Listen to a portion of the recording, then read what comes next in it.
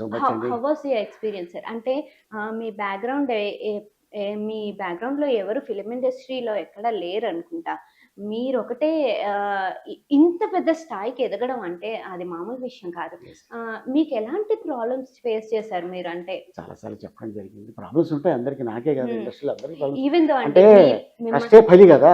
కష్టపడితేనే మనకి ఏదైనా వస్తుంది. అంతే తప్ప దిగ్గానే నాకు అవకాశాలు ఇచ్చేసానంటే ఎవరు ఇవ్వరు కదా హ్మ్. ఇండస్ట్రీలో. హ్మ్. కష్టపడాలి, హ్మ్. కృషి చేయాలి. హ్మ్. వచ్చిన తర్వాత ఇక మనం దాన్ని నిలబెట్టుకోవాలి. కామెడియన్ అంటే ఒక సెన్స్ ఆఫ్ హ్యూమర్ ఆల్‌వేస్ ఉండాలి కదండీ! అంటే బ్యాక్ డోర్‌లో ఎప్పుడు ఏ టెన్షన్ ఉండకూడదు. అలాంటప్పుడే ఈ క్యారెక్టరైజేషన్‌ని బాగా చేయగలరు అని నాకు తెలుసు. ఆహ్, మీరు బ్యాక్‌గ్రౌండ్‌లో ఇంత కష్టపడి అక్కడెక్కడ రాజమండ్రి నుండి ఇక్కడికొచ్చి ఇక్కడ సెటిల్ అయ్యి అందరి దగ్గర నుండి మెప్పింపు తీసుకొని కామెడీ అలా లైట్స్, కెమెరా, యాక్షన్ అనగానే మీరు మీ క్యారెక్టరైజేషన్‌లో ఎళ్ళిపోతారు. అవును. ఆ! సో, అది అది ఎలా చేశారు సార్ అసలు మీరు? అంటే అంటే ఆహ్, బ చెప్పాను కదండీ! ఇప్పుడు హ్మ్.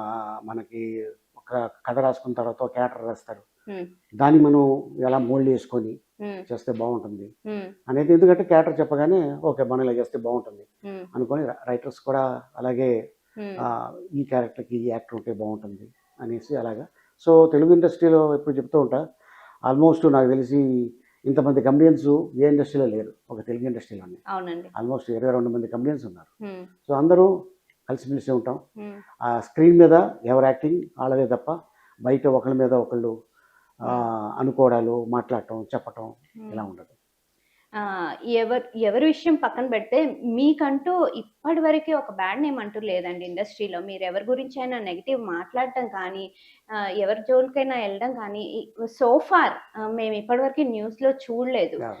అలాగే హీరోకి ఎంత ఇంపార్టెన్స్ ఉందో మన సౌత్ ఇండియాలో అట్‌లీస్ట్ కామెడియన్‌కి కూడా అంతే పెద్ద రోల్ ఉంది. అంతే ఇంపార్టెన్స్ ఉంది. యెస్. సో, అది అప్పటి నుండి ఇప్పటి వరకు అలాగే మెయింటైన్ చేస్తూ ఉంది. హీరో ఉన్న తర్వాత కామెడియన్ లేకపోతే అసలు ఫిల్మ్ లేదనంటారు. అవును. ఫ్యామిలీ వాళ్ళు అసలు వెళ్ళనే వెళ్ళరు థియేటర్‌కి. సో, అంత మంచి క్యారెక్టర్స్ మెయింటైన్ చేశారు. మీకు నచ్చిన క్యారెక్టర్ ఏది?